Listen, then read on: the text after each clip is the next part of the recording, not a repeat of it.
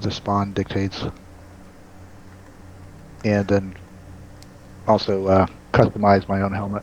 Right. Yeah, that's coming soon. That's frankly, a very low priority to me. I wish they Yeah, wouldn't. I yeah, wish yeah. they wouldn't focus so much on that stuff.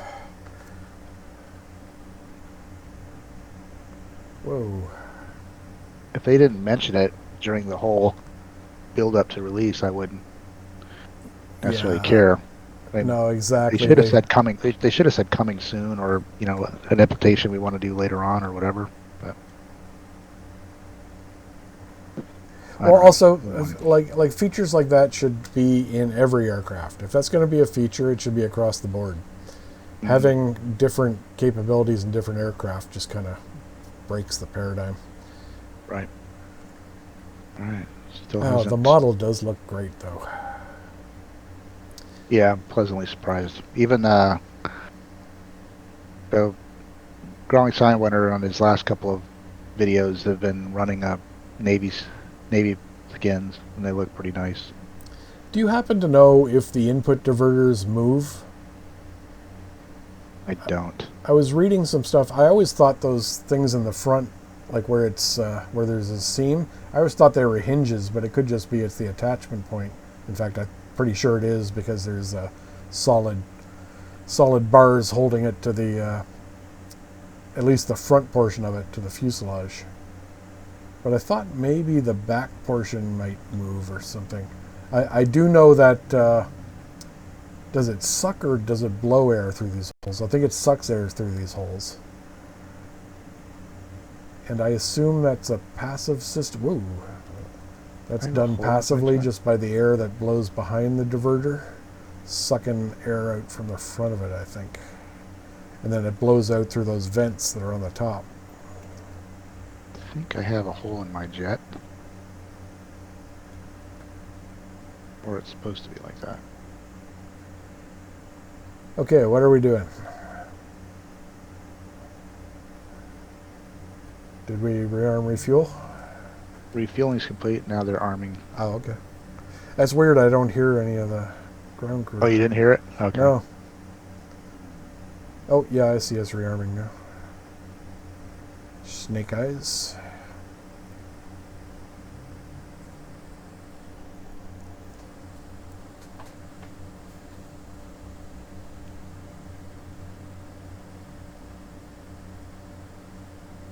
Do you know at what point? At what point all the tapes get pulled, or the remove before flight tags that are all over the jet right now? Uh, they that goes when you put your helmet on. Does it? Okay. Yep. Boom. Oh. Click. They just disappeared. Yeah, someday when I make my flight sim, there's going to be little ground crew guys, and it doesn't have to be perfect, but still, it will, whenever possible, stuff won't just disappear. Someone will have to walk up and fiddle with it before it disappears. Before it disappears. Yeah. I think, man, one thing I do like about Arma is that it's structured where they control the main part of the game, but it is open to modders, and they do some really incredible third-party add-ons free. And the devs, Bohemia, is all about those guys doing stuff. My problem with doing it that way is you end up with 100 different games all competing against each other. Mm. And of course you can only play with people who have the right combination of add-ons. True. So every time you complicate it by adding one, it's like a server with a lot of mods in DCS. It's like if it's for your private squad and you can tell the guys you need this mod, that mod, that's fine. But if you don't expect the public to be able to join. That's a good point. And yeah, it's kind of similar in Microsoft Flight Simulator and stuff. It's like, which add-ons do you have? I'm flying with people. Yeah, like you're supposed to be able to fly with people all over the world, but do they see what you see, etc., etc. You want me to just auto start, or do you want to walk through? I can walk you through a start. Okay. Yeah, let's try that. Um, you can just go. It turns out you can just turn on both generators to start with on your right hand arm middle kind of outboard. There's 2 generator switches. Move them forward. Oh. Left generator, right generator. Okay. And same thing with the engine master switches, which are just to the right of the throttles. Yep. You move both of those forward. Ooh, I heard something go clunk. Yep. I wonder what that was. That was right after I turned the engine. Yeah, I wonder. I wonder what that does. I wonder what that means. I'll have to experiment with that. Then you need to talk to the ground crew and tell them to hook up the air to the right engine. You can figure that out on the gesture wheel. How did I bring it up last time?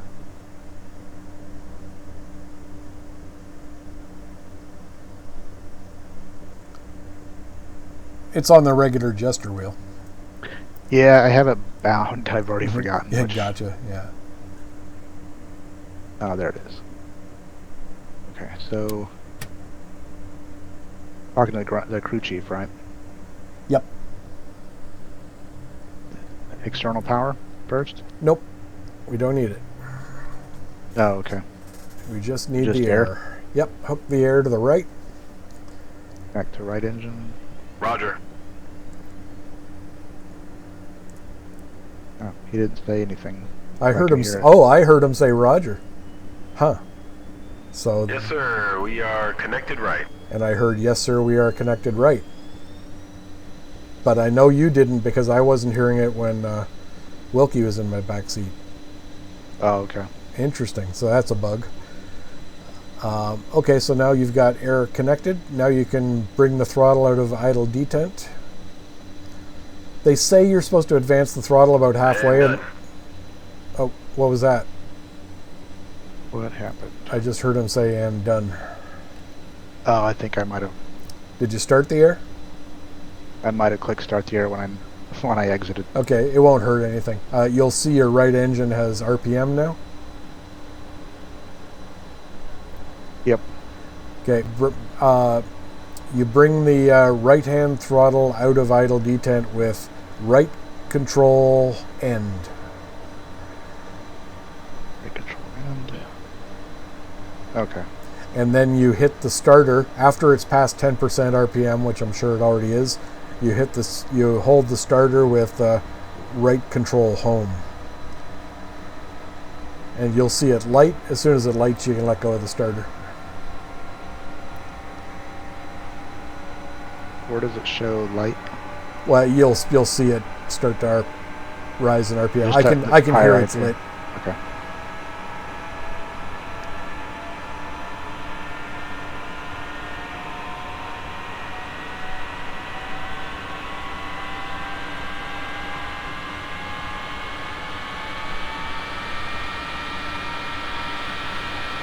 Okay, now we've got power.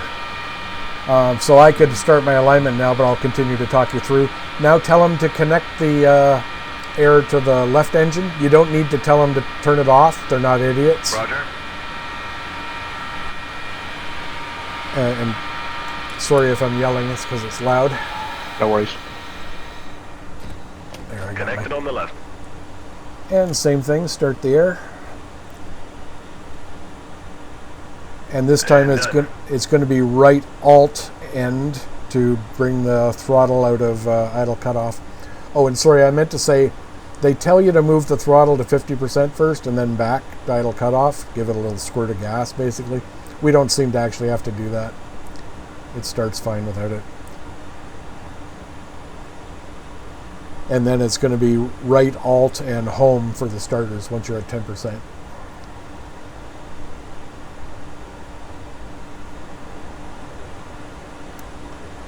And I'm starting my alignment. Oop, that's annoying.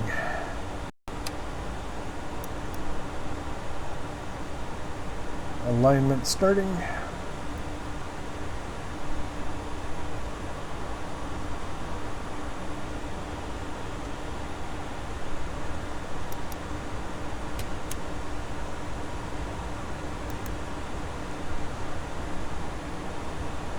Okay, you have 2 running engines now. Correct. You can tell him to disconnect the air. Again, you don't need to actually tell them to shut it off first. They'll figure that out. Let's see, where is disconnect? Roger.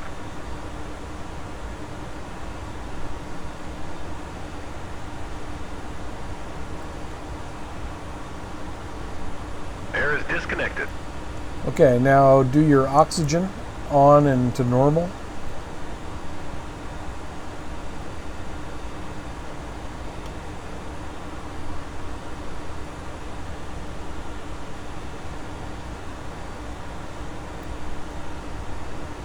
Got that? Yep. Uh, Check. your anti-skid on. Check. Trim 3 forward.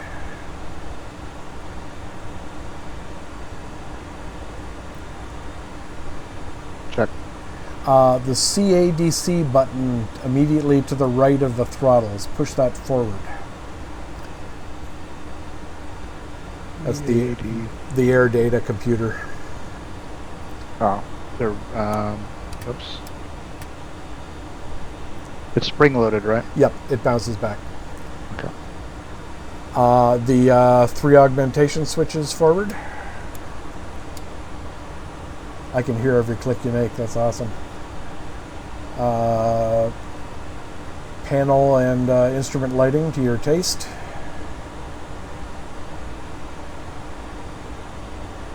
Radio, transmit, receive, and guard. And TACAN, transmit, and receive. Oh, and also probably radio switch to manual instead of preset.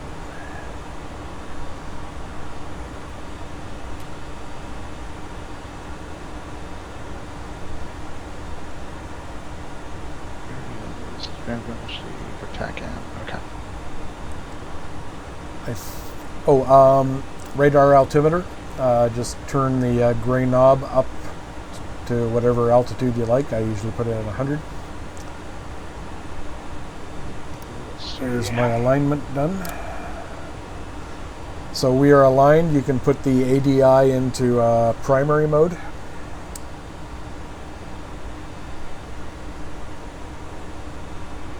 Let's see. Where was that at? Right next to the artificial horizon, there's a primary standby switch.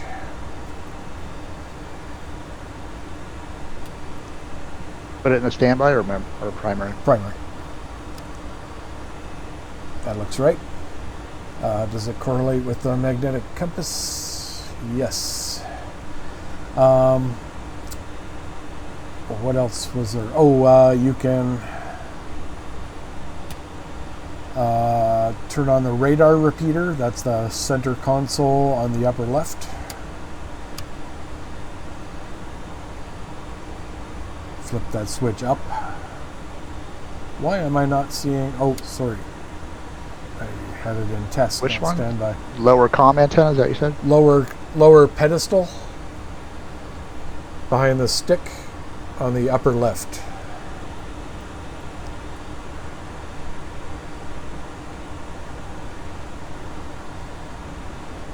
So to radar, is that what you're saying? Yes. Okay.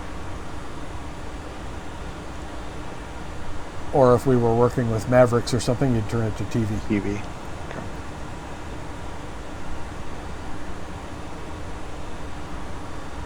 And I think that's it. You started. You just need to get them to take the wheel chocks in.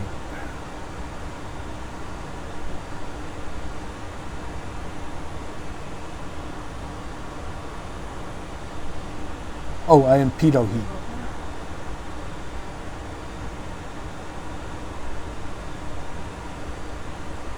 I think I hear Mrs. Blaster. No, that was me. Sorry. Oh.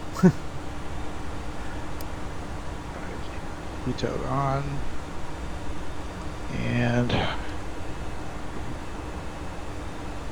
chock. Reset the master caution. Roger.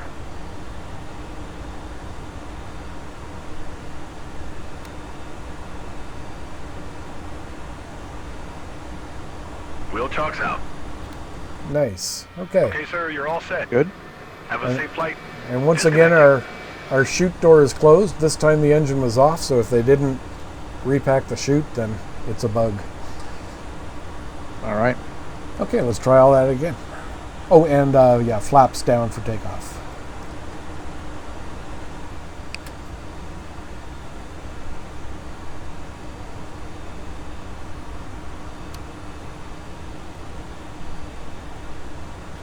Why don't I see? Oh, there you they are. already closed your canopy. A-firm. That was to keep me from yelling at you. Yeah, no worries. I heard a interview with a Phantom driver, and he said if you ever have if you have a jet that can taxi with the canopy open, if you don't do that, you're not cool. It's true. Well, also, apparently, you could get quite uncomfortable from the environmental system. Yeah. Being too hot.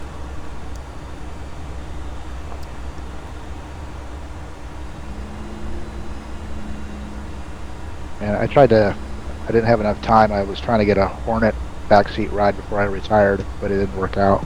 But that would have been something. After my first duty station, though, I was able to get a backseat ride to T-45. So that was cool. That was in '99. A friend of mine, when I was in school, she was studying journalism, and she went back to Vancouver to work for the Sun there. It was her first job out of school, and one of the first things she got to do was go for a ride in the backseat of a Blue Angel. Oh, nice. Yeah, I was so jealous. Yeah, I submitted my daughter last year for the Thunderbird Hometown Hero, and did the write-up for her. She didn't get picked, but that would have been cool. And so I might do that with the Blues this year. Yeah, I would love to go for a ride in the jet. I don't want to brag about something I haven't done yet, but if there's one thing I'm good at, I'm not a very athletic guy by any means, but I've always been good with being able to tolerate getting shaken up. Like, for example, I went on a 3-day, making finger quotes, yacht ride with my boss once. It was this little 30-foot wooden piece of crap. Anyway, it stormed the whole time, and everybody was puking the whole time except me. Yeah. And the same thing on one time we got stuck on the tilt-a-whirl at an exhibition for the guy was giving about 15-minute tilt-a-whirl rides. Everybody was screaming at him as they passed by to please turn off the ride. And it stops being fun after about 3 minutes. Right.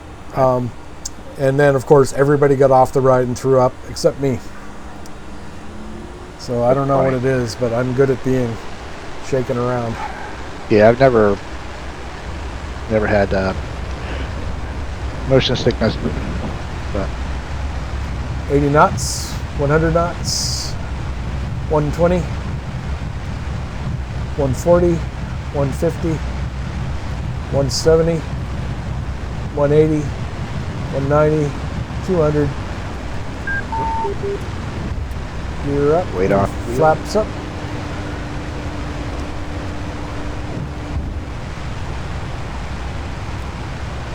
Where are my gear indicators back here? I don't know if you have. I'm trying to remember the last time I was back there. I could have swore Tony was telling me when my gear was up. Maybe he was just advising me. So there is a. I don't know which one it was though.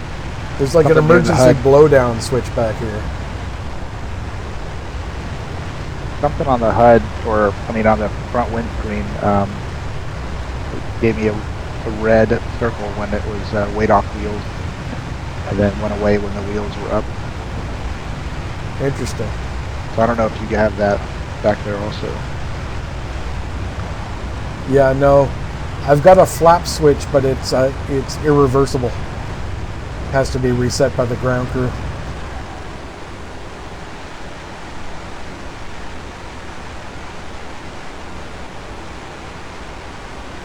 Apparently they also added an unrealistic keybind to the back seat so that we can activate the autopilot. Oh, really? Yeah, I'm okay with that.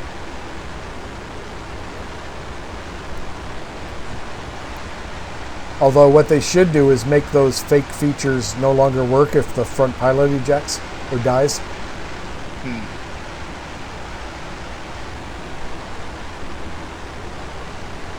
And TACAN, we are 66 X-ray.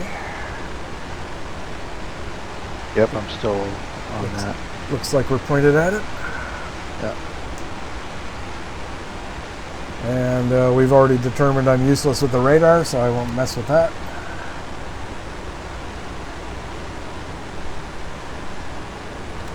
Just along for the ride.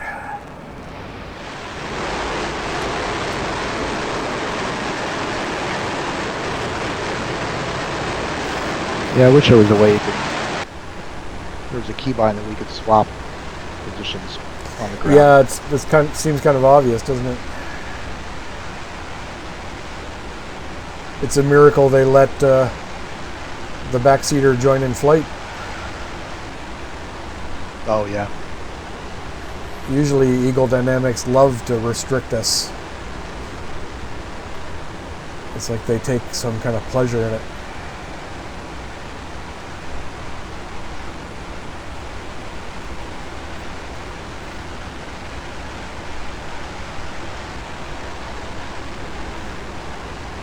Yeah, I wish, gosh, if they could realize that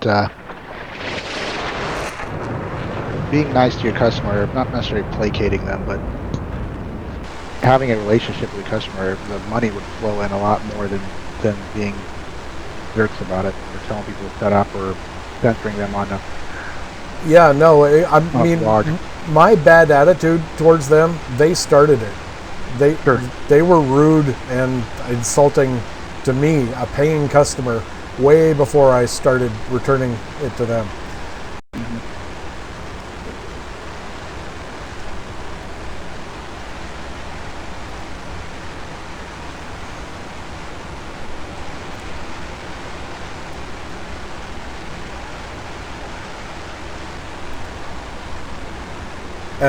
And they weren't just rude to me; they're rude to everybody. They're famous for banning their customers from the forums, which is the only place they can submit bugs and get tech support and stuff.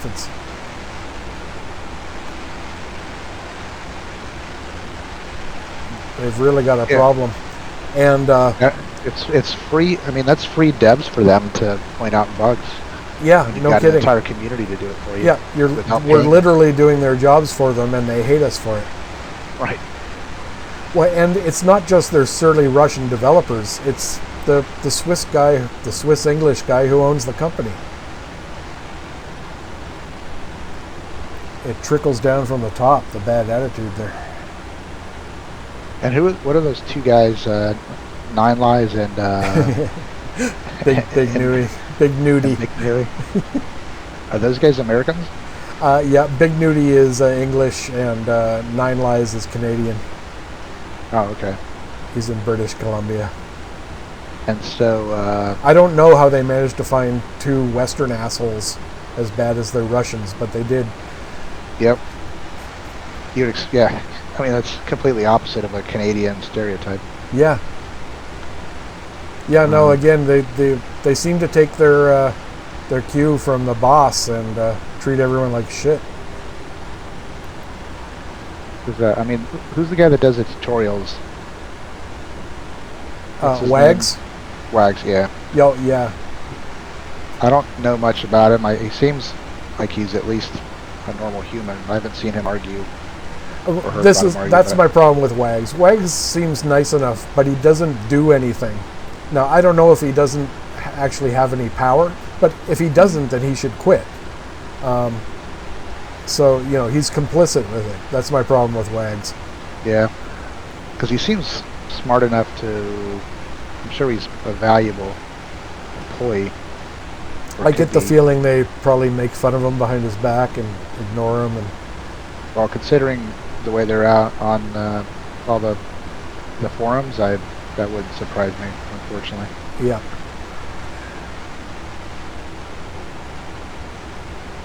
Yeah, Wags used to work for James as a researcher really? for them. Okay. He worked on their F-18 product, so that's why Cool. that's why he was so That's why keen to he's get the DCS F-18. Okay. That's why the Grim Reapers call it the Wagner Mobile. Yeah, they call it that. They also call it for some reason the Bog, which is some in joke with them about a typical Russian. I forget what his name is. It's something. Bogachev. Yeah, something like that. Yeah. I only half fenced in. That's why I pulled off. Yeah, no problem. Bombs.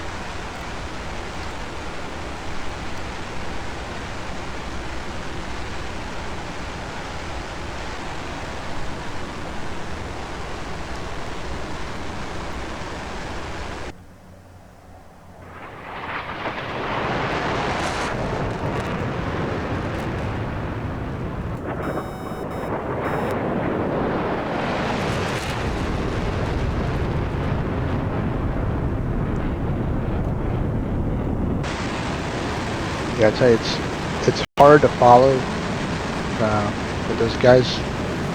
A group on YouTube that they're like, I don't know, genies with being Wizzos.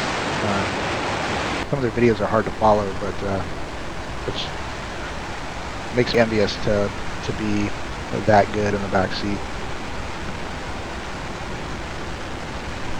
Yeah, I do want to learn up and get good at it. And then this has inspired me to get back to the Tomcat and try and learn the back seat in there.